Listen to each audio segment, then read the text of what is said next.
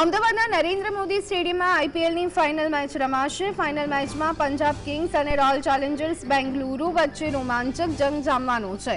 આ મેચને લઈ અને પોલીસ એલર્ટ મોડમાં છે। સુરક્ષાની દ્રષ્ટિએ એક ડીઆઈજી, 6 ડીસીપી સહિત 4000 પોલીસ કર્મીઓ તૈનાત કર્યા છે। સ્ટેડિયમની આસપાસ 1100 અને અંદર 3000 પોલીસ કર્મી બંદોબસ્તમાં રહેશે।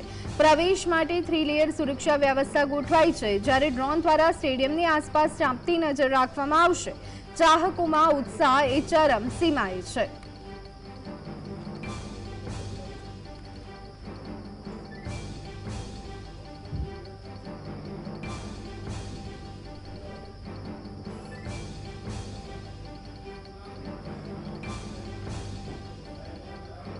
ટ્રાફિકની અલગથી વ્યવસ્થા કરેલી છે।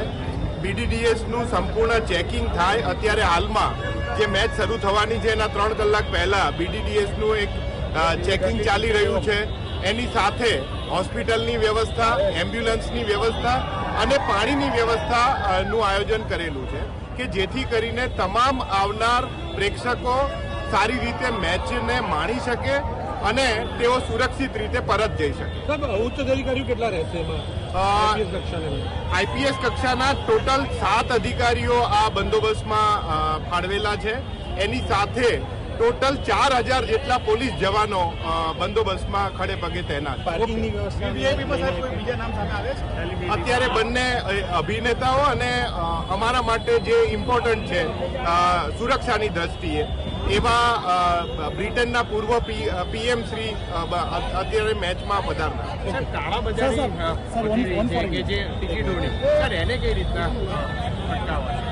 એ આપના બધા માધ્યમથી અમે લોકો સુધી મેસેજ આપીએ છીએ કે જ્યાં પણ આપને કોઈ એવો મેસેજ મળે પોલીસ એની કાર્યવાહી કરી જ રહી છે। અગાઉ અમે 2 ગુના કાળાબજારી બાબતના અમે નોંધેલા છે। તેમ છતાં અત્રે પણ આપને કોઈ માહિતી હોય તો અમારી સાથે શેર કરવા।